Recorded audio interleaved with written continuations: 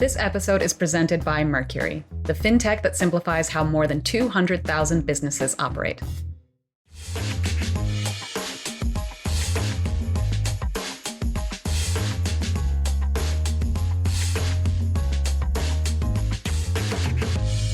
Hello, and welcome back to Equity, TechCrunch's flagship podcast about the business of startups. Today is Friday, October 4th. I'm Kirsten Korosec, and joining me today are my fellow TCers, Devin Coldewey and Margaux MacColl.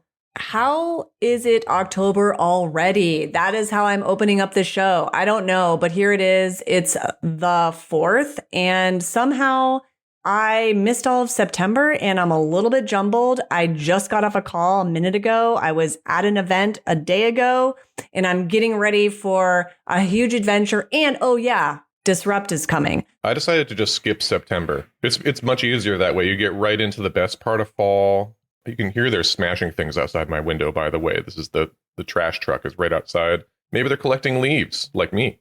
Well, you know what? I live in the desert and it's hot AF here. And September I like to skip because it's nothing near like fall. It's summer and I'm just ready. Maybe it's time for me to move up to your neck of the woods.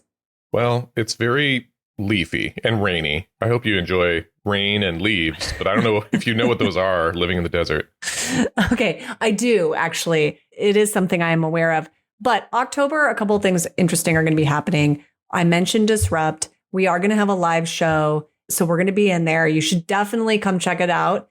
If you're going to Disrupt, if you haven't bought your tickets already, you should. The other important thing that's happening in October is that I'm going to go on this adventure, which is going to translate in no internet or cell service, which means I'm going to be handing over the reins to Devin and Margaux. So both of you, please don't burn the house down while I'm gone. No promises. I won't burn the pod down. Hard won't be here when you get back. Yeah. All right, Margaux, you're in charge. And then TC's Anthony Haw, I think, is going to be coming into, and I'm excited. Actually, I'm going to go back and listen to all those episodes once I return because Anthony is such a joy and so fun. Anthony's the best. And then the final note is, I'm sure many of you are missing Marianne, and just want to let you know she is taking some leave because of some family matters, and we really hope that she comes back soon. So Marianne, if you're listening, take care. All right. I want to jump into the deals of the week. We have Joby, Salient Motion, and Poolside. But I always have the but. But before we do, I do want to mention the big veto. Yes, the big veto, as they call it. Yeah. Newsom. So Governor Newsom in California has been signing a whole bunch of AI-related laws and tech-related laws recently. It's like 24 of them or something like that, more than a dozen at least. And he signed a bunch of them. But the one that everybody was concerned about, SB 1047, which was about like disclosure and you have to have a kill switch for your AI thing. It's been this huge controversy, even though the bill itself is totally not at all what people think it is. Newsom, he vetoed it. And actually, because he suggested it needed to be more expansive and cover more and smaller models, because that's kind of the direction things are going. But the California state senator who wrote it and proposed it, Scott Wiener, he told us, Max got a great interview with him, that I've had tough bills before and bills where there's been misinformation. I've never had a bill with this level of misinformation. There was a whole propaganda campaign. And he blamed Andreessen Horowitz and Fei-Fei Li and a whole bunch of people in the bigger tech industry just being like, hey, these people are spreading actual misinformation, saying you'll go to jail and it'll do this, it'll do that. He's like, it doesn't do any of those things. It was a total misinformation campaign. But anyway, it's dead, so we got to move on, build something else. But Scott Wiener's mad, and Newsom will not be putting that bill into law. Okay, I have a question, Margaux. In your view, and from where you sit and the people you're speaking to, was this veto viewed as just Newsom just didn't want a deal, and so it was just easier for him to veto and come up with sort of an excuse? Or are you hearing something different out there? Yeah, I think I'm hearing that there was so much opposition to it that it wasn't going to work, and he's got to come back with something else. I cannot imagine the amount of powerful, wealthy people that if we saw so much spilling out into the public, I can't imagine the kind of conversations that were happening behind closed doors. A particularly funny quote, I was listening to Palmer Luckey gave a talk yesterday at Pepperdine, and he's purposely provocative, but he was like, there's a shadow campaign by our adversaries to stop AI development. I think there is a lot of concern amongst Silicon Valley that large forces are working to stop them from their unfettered innovation. I like that the shadow campaign is like a highly publicized bill in the biggest state where every tech company is, and they were invited to comment on it. It's like, top secret. But yeah, I mean, they got to be careful what they wish for, though, because this one went down, but the next one, I mean, as Newsom said, like, we need to make it better targeted so it includes more models. So I think they may be getting a mixed blessing here. Well, I think, it should be a crime to fetter anyone. I agree. No fettering. Everyone should be completely unfettered. A true libertarian. Yeah, no laws whatsoever. I love that. Well, we should get into the deals. And my deal of the week is pretty interesting because I actually was at an event where the founder and CEO of Joby Aviation, Joe Ben Beavert, happened to be when this was made. It wasn't made at the event, but it just so happened to coincide. And this was Toyota putting another $500 million into Joby Aviation. And if you're not familiar with them, they're basically developing what they hope will be an electric air taxi. They've private been helicopter. At this. They're called private helicopters. By the way, there apparently was like this big debate on LinkedIn, which I've been searching for now. And some folks in like the, let's say, future of flight industry, so eVTOLs and stuff like that, were like, this is just a helicopter. And I immediately thght of you, Devin. Oh, well, I mean, it is. It's like private air taxi is a great branding move, but it's just not true. I mean, they're not taxis. I didn't know the stance you had. I didn't know that you were so against the air taxis. I think they're totally ridiculous. And it's just a private helicopter that's like cheaper than a private helicopter, but still a private helicopter, like just fundamentally by definition. They get so offended when you call them a helicopter too. When I talk to such a helicopter. Total helicopter. Well, now that we have Devin's bias out there on the record, Toyota has invested $894 million total to date. So this $500 million, more than essentially doubling what they had before. A lot of this is going to be sort of in 2 equal tranches of cash for common stock. There are a couple of important things to note here. For one, eVTOLs, bringing them to market and commercializing them, however you want to call them. Some people call them flying cars, which is silly. I cannot stand that term. They are not flying cars. And some people like Devin call them quiet helicopters. Private, not quiet. They're not either quiet way, either. But some of them are quiet. I will argue at that point with you. But all of them are needing to go, unless they are in the ultralight category, but all of these have to go through the FAA's Type 2 certification. This is a lengthy process, multi-year process in which no one has finished yet. Joby is in the 4th of the 5th stage of this. And so you're burning through a lot of cash and you have this huge timeline. And then when you get it, then you actually have to launch commercially.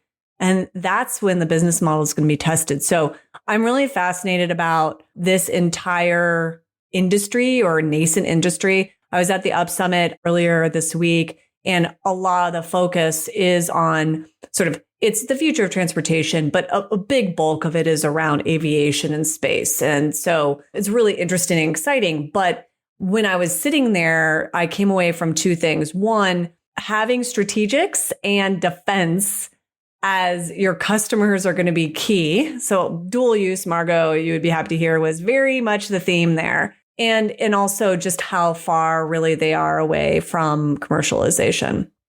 Yeah, I've been thinking a lot about this nascent industry too. I've talked a lot to Archer Aviation, which is a Joby competitor, is also deep in the process of getting FAA certification.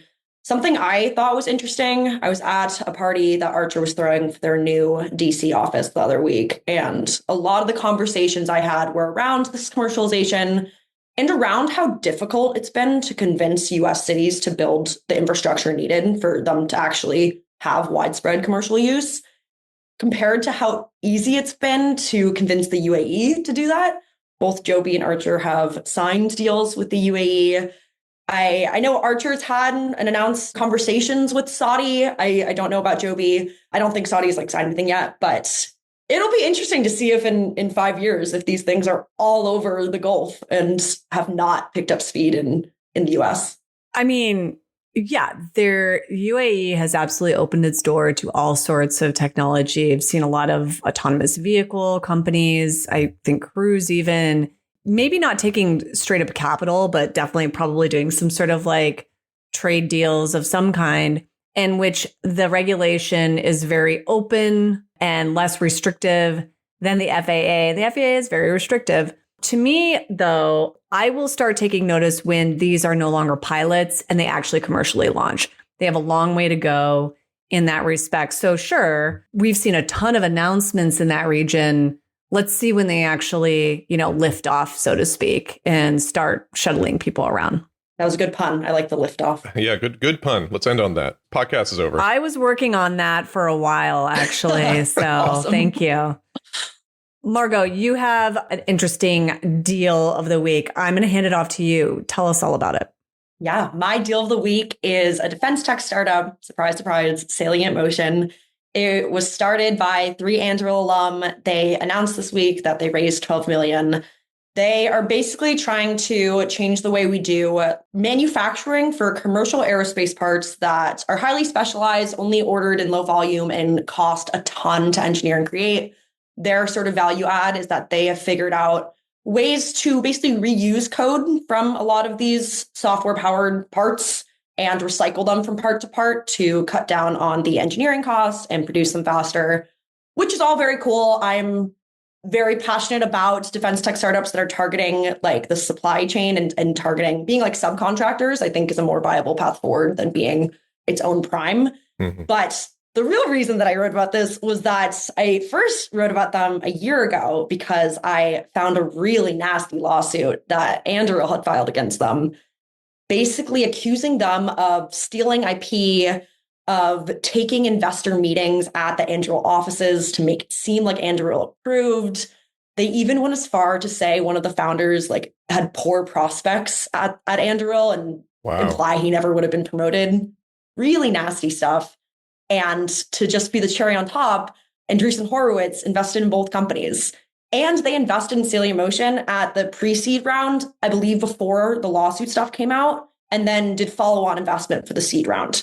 So clearly, Andreessen Horowitz was not swayed by the lawsuit, which has since been settled, and backed this company twice. So much drama. I love it. Yeah, it's been a fun company to follow. And I think they came out on top. I mean, they've raised $12 million and they got the support of Catherine Boyle, who is the Andreessen Horowitz partner. She was a really early Anduril backer back at General Catalyst and counts Trey Stevens, one of the Anduril co-founders, as a close mentor of hers. So she has a lot of insight into both of these companies and still chose to reinvest in Salient Motion, which I think is probably a big green flag for the company. Yeah, it sounds like they came out on top for sure. I think that in this kind of situation, either you come out on top like they did and, raise some more money, or you are, crushed under the heel of the big company. My guess is Anduril has a little sour grapes situation here, and they probably are working on something similar, and they saw this spin out and, become its own thing and are like, damn, crush it quick. Yeah, they did fail to crush it. It did, however, crush the founding team. Only one of the 3 founders is left. And one of the founders is now suing Salient Motion, saying that they did not cover his legal costs. So if Anduril's goal was to ruin friendships, I think they might have. Job well done, you guys. Good job. Well, so it's always interesting when you come across these startups and, founders leave for a variety of reasons, but outside forces come in, create extreme pressure and stress, and then co-founders leave. I guess my one question for you is, they got through this, they received the funding, but now they have this other legal situation. Do they have enough staying power just to motor through this? Or is there still a lot of, troubled waters, if you will? I'm just trying to get as many puns in here in this episode as possible. You're doing a great job. I mean, is this a distraction, I guess, is a better way to ask. Do they have enough that they can just kind of forge ahead and keep going and sort of push this stuff aside? Or is this actually starting to impede their business? So the Anduril lawsuit was settled and they closed their seed round 3 months after the lawsuit was settled, which I don't know the exact timing, but I imagine that for some of those conversations with investors, the lawsuit was ongoing. And oh, yeah, totally. I had reported on the lawsuit, so it was out there in a very public way. And I'm sure they had to explain that to them. I think the biggest challenge for this company going forward is similar to Joby and Archer, and just that they need to get FAA certification for these parts before they can start. The real value add is that down the road, when they are getting contracts to build a bunch of parts, to use code from one part to the other, and to have that code already be FAA certified, and that's really going to be their huge value add. And they can't get there until they go through a pretty lengthy process. So I think it's normal uphill battle ahead, unless Andrew comes back to take another swing at them. With a vengeance. Well, Devin, let's close the deal section with you. An AI coding startup called Poolside raised, a lot of money, $500 million, and from some big names, eBay, NVIDIA, and others. Why do you want to talk about them? Why did you pick Poolside? Well, I mean, this is first of all because we had some really good previous reporting on this. Ingrid got a scoop on that this round was going towards completion, and then we wrote up the final $500 million number. And of course, this week we have this $6 billion round from OpenAI. But it's more interesting, in my opinion, to talk about the more narrow applications of AI where people are actually finding real value. And I think that the coding side of things is where there's a lot of immediate value in the short term. And so either you can be a big company like OpenAI and it can be one of your products, or you can be an AI coding company and it's your only product and you can expand from there. These are two different philosophies of be big and go little, or, be little and then, grow. I think that there are different people making different bets. Sometimes they're hedging them across many different options out there. But with Poolside, this is a huge amount of money because somebody is betting that coding using this tool and not, Copilot or OpenAI's thing or whatever, this is going to be the one that people actually use. And what reasons they have for that? I mean, to be honest, it could just be totally arbitrary. This is the one that we're going with.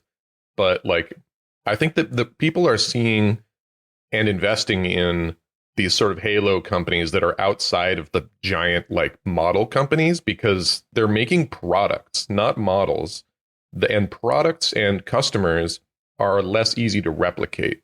You don't have a moat around a model company. You do have a moat around a business with customers and feedback and contracts and stuff. So I think that's just a contrast to the billions of dollars going into the big guys. I'm curious, Devin, because I've been thinking a lot about what you talked about last week about how smaller models that are open source were performing almost as well as GPT-4. Do we see the same with coding models, that smaller models are performing the same as Copilot? Is there any difference with models that are focused on coding? I think the thing is it's very, very difficult to evaluate this kind of thing because the quality of code is in some ways very subjective and it's a very diverse problem space. Everybody's good at Python. Every code base is really great at Python. But what about translating Python into this code base? Or what about this and that? There's a lot of edge cases in coding. And I think that right now, larger models are going to have the edge and they'll keep the edge for a while because what they need is to cover more ground. But smaller models, what I think is being demonstrated is that smaller models do not have to be fundamentally worse on any task than a large model. And we're not sure why, but it's all TBD. But I think that if you can replicate the kind of work that a large model is doing in a small model, then it's only a matter of time before the small model is as good as the big model. It's not quite there, I think, with code, but it is there in other ways with image understanding and voice generation, stuff like that. So I think that with code, we're not there yet, but we will be. I'm glad that you brought up competition a lot. And I found your comments interesting, but also just to pull back a little bit. Amidst all this competition with the big players and then sort of smaller players like Poolside that are offering something specific, there was this Polaris market research forecast that gives the size of the market, which I think is really interesting. And I'm curious what you think might happen as a result.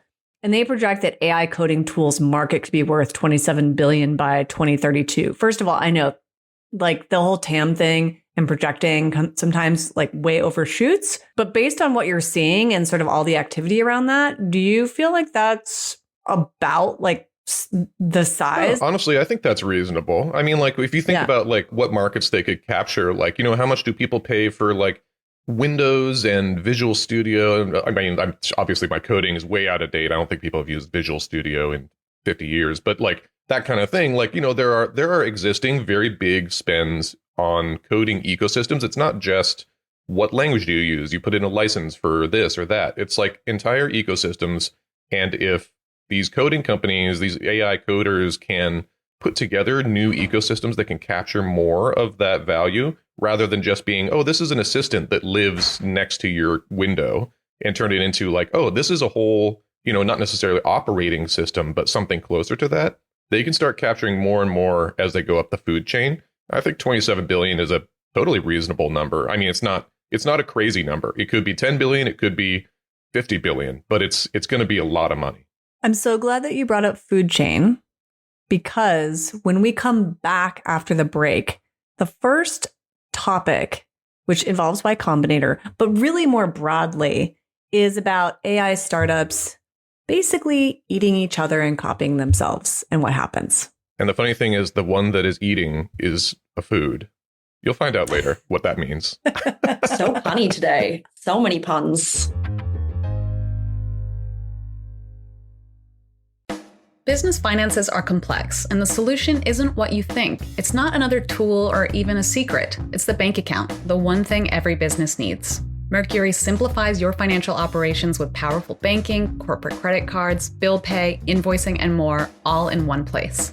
Apply in minutes at mercury.com.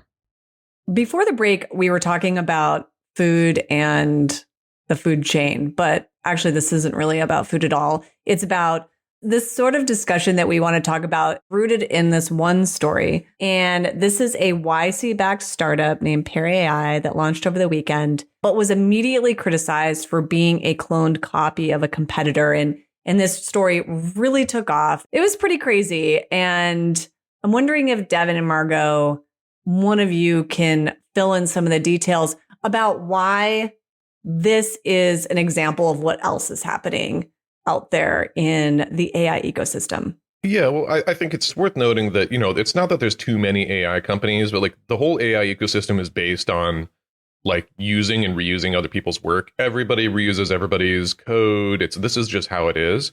But usually there's ways it's done and there's ways it's not done. And in this case, it was just kind of like a big miss by Y Combinator for like even selecting this company that was basically a clone of a previous Y Combinator company and their code base, and the way that PearAI, credited and used the previous code base was just kind of like, I don't know, shitty. Or can I say that? Sorry, you can beep it. And they're getting called out for it. And I think that that's perfectly right. I think that, you can learn from your mistake and stuff. But I think that the person at the top of PearAI was kind of being not great about it. And it's better to just, wave your hands and be like, damn, that was a bad move. I apologize. We're going to do this right. Because you can put value on top of taking somebody else's stuff, because like you build a better product. Like it's not just about the code base or whatever. And if he had built a better product, then that's good. But I don't know if he actually did.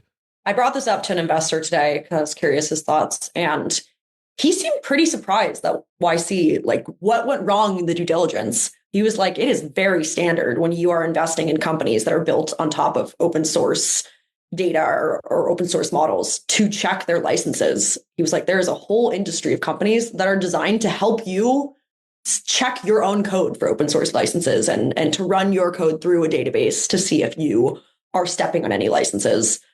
I really wonder if this is going to change anything about the way YC does due diligence, because it seems like a pretty huge oversight. Totally. No, I certainly hope so. I mean, YC has to go. I mean, it's hundreds of startups. You have to wonder how much due diligence is really being done, especially if something like this makes it through. Who knows what the circumstances really were.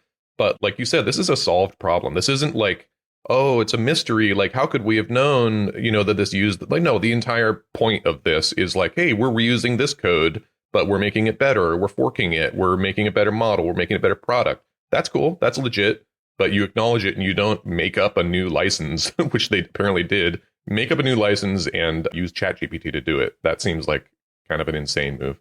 Right. Well, so just in case folks aren't aware of what happened here. So PearAI is an open source AI code editor. And to Devin's point, the problem wasn't that it was cloned. It was that they were secretive about it and that YC somehow missed that in their due diligence. I was going to say, building on Devin's point, because I think he touched on how YC, how can they possibly do due diligence on this many companies? To me, a lot of the backlash to this feels like it's compounding on the fact people have been frustrated with YC for years. They have been yo-yoing with the cohort size. In 2021 to 2022, cohorts were like 400. Now it's 400 per batch. Now it's 100 per batch. And Gary said that they're going to have 4 cohorts a year instead of 2. So I think they've been experimenting a lot with this. And I think anytime something like this happens with YC in sort of recent memory, it feels like, okay, like, are the cracks showing? Are they still kind of flailing under new leadership? I think Gary Tan has had a lot of scrutiny.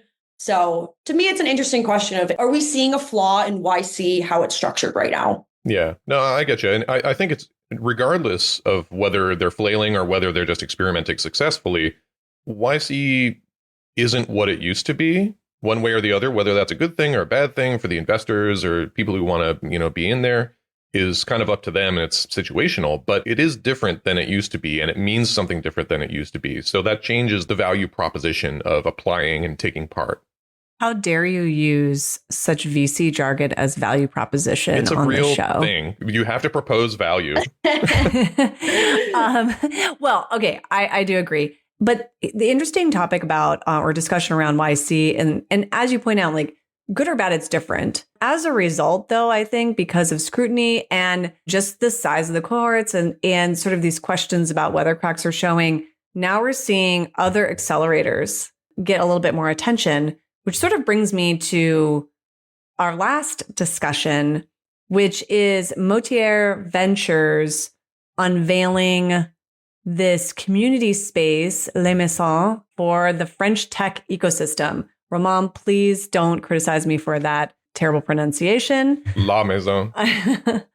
But this is a Paris-based early-stage investment firm that unveiled a startup hub. And I'm seeing a lot of these startup hubs kind of pop up a little bit, like even at the Up Summit earlier this week when I was at Up Labs, which is this sort of startup lab, which with a really interesting financial instrument, they announced their latest venture lab with a corporate partner. And then we have this one. Do either of you see this as an acceleration, if you will, of a bunch of these different, or is this just same old and, nothing's ever going to replace YC? And this is just another example of a company trying to put out like a little startup hub. I think we've always seen with venture firms that having creative ways to get deal flow and creative ways to get access to cool companies, it's something that's happened for a while, but it's also something that can prove very useful. I always think of, and I feel like people don't talk about Founders Fund enough as like an incubator, but a lot of their most successful companies have been started by partners at the firm, and then Founders Fund kind of nurtures them and invests in them, like Varda Space, like Anduril. And yeah, I think that this isn't necessarily new. I think that this is something that venture funds do, like with Up Labs, like Founders Fund, but it's cool. And I think it's ultimately really helpful deal flow.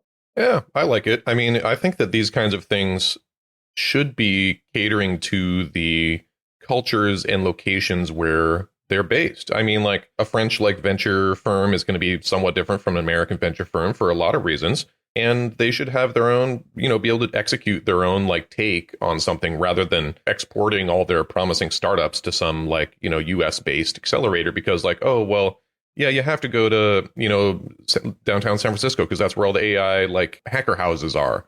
No, why shouldn't Paris have a bunch of hacker houses? Make one. If there isn't one now, fund one. You got a ton of money. You got a bunch of smart people. Make your own. Yeah. And to your point, I should mention that what this La Maison is doing isn't necessarily completely new. It's reminiscent of early days of the French tech hub scene, The Family, which opened up as a startup accelerator a decade ago. In this case, La Maison is going to host 12 early stage startups in the top 3 floors of the Lafayette Gourmet. And the 4th floor is going to be this event space for demo days, hackathons, cocktail receptions.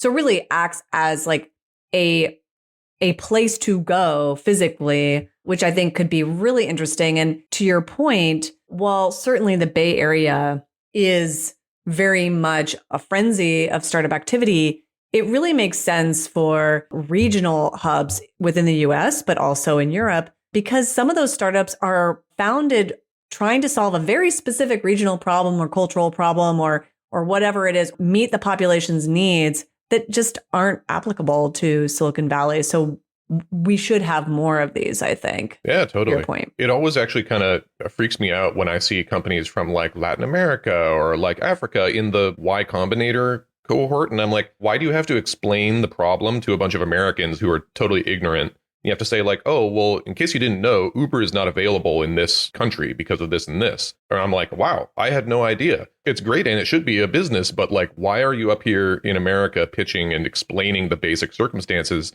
that, you know, necessitate a startup being made in the first place? Like, I wish that the resources were closer to the need. Well, that's the point. They're coming because the venture community might not be as strong. Like the startup community might be, but the money itself isn't necessarily and that's there. Annoying. Like, send the money somewhere else. We have enough here.